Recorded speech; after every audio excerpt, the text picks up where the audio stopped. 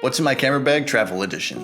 If you want a shorter version of this video, go ahead and click here and you can watch it in about 40 seconds. It just doesn't go as in-depth as this video was meant to do. And if you find the information in this video helpful, go ahead and give this video a like, as it does make a big difference. Lastly, as I go through all these items, there is no direct order in which I'm going through them. I'm just grabbing them out of the bag and talking about them. So let's go ahead and get into it. First thing, my Rode VideoMic Pro.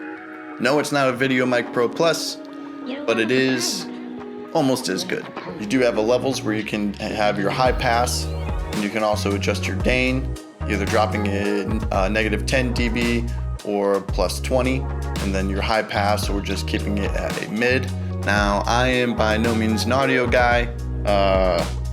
I just know enough to make it not sound really harsh or tinny, meaning like I'm talking through a tin can. And I know enough with Premiere Pro on how to make voices and audio sound somewhat decent. And I think this mic is a good starting point for people who don't know a whole lot about audio, but want nice, clean sounding audio. Next thing in my camera bag is a 70-200. So one thing telephoto lenses do is that they will take the background and then they pull it, the background and the foreground up onto each other. So you get that depth and compression. Here are a couple examples. Along with that is whenever I'm shooting wildlife, you usually want to be a good distance back. You want to be nice and quiet and let them kind of do their thing. You don't want to be taking photos and have them, you don't want to be spooking the animals or making it seem like you are intruding on their environment. You want to almost capture them in their natural habitat. Now granted, 200 millimeters doesn't seem like a lot because technically it isn't, but if you're still enough and you can get a sharp enough photo, then you can crop. I do use, in some cases, up to a 600 millimeter lens, which of course, that is, the equivalent of 3 of these. You can get a lot longer reach with something like that. That is a big, heavy lens and doesn't make for the best travel. So, 70-200.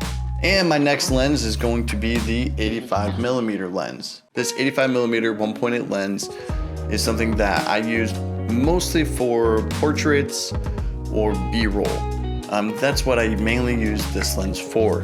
Just because it's considered to be a beauty lens, and it is the most aesthetically pleasing. Next is my travel tripod. So I use a Benro tripod. I don't even know the name of this thing. So it is a Benro MG carbon fiber tripod. There's its name. So carbon, magnesium, and rust resistant. I've had this thing for probably going on 3 years, and this has been on maybe 120 camping trips with me since I've gotten it. And I mean, it's done really well for me. I mean, this thing has taken a beating going through some rock climbing scenarios. It's gone through water with me, rivers, you name it. We've been through it. Winter, hot, scorching summers, beaches. There's still sand stuck in it. But all in all, this has been a really light and easy tripod to carry around and maneuver with. Half the time I don't even realize that it's there. If I had one complaint about this tripod, I mean, it's me being 6'5", is that it's too short. Because then again, finding a travel tripod that reaches up to my eye level, that is also light, seems to be an impossible thing. Just as impossible as finding pants that seem to be my length.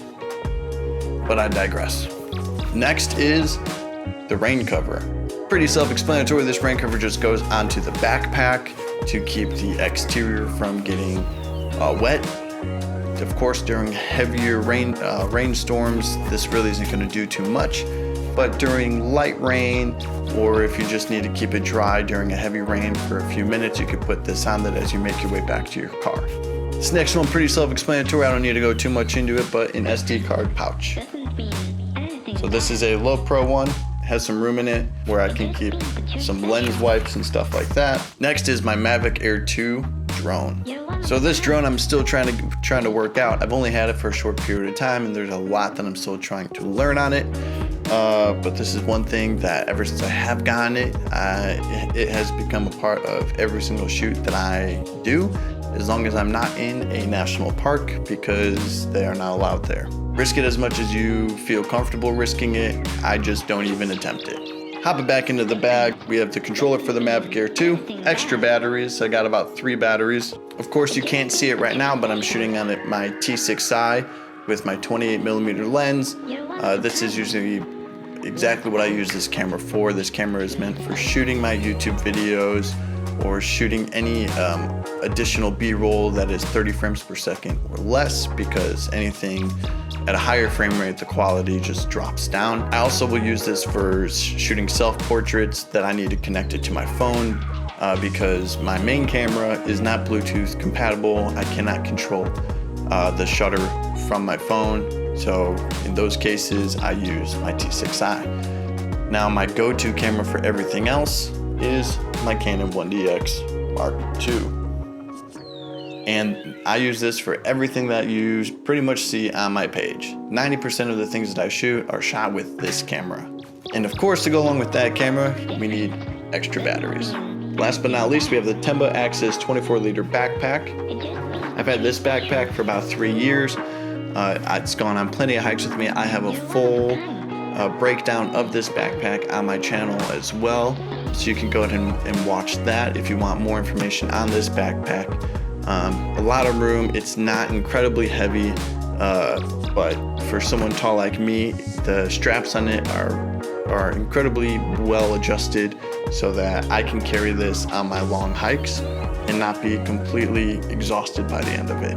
Well, that's it for this video. If you found the information in this video helpful or have any other questions, leave a like, leave a comment below. Let's spark up a conversation. And if you want more outdoor hiking, camping, photography, and videography content, please subscribe. Every Tuesday and Thursday, as long as I am not overseas or doing anything in the military where I cannot upload, there will be a video. Other than that, I'll see you guys out on the trail.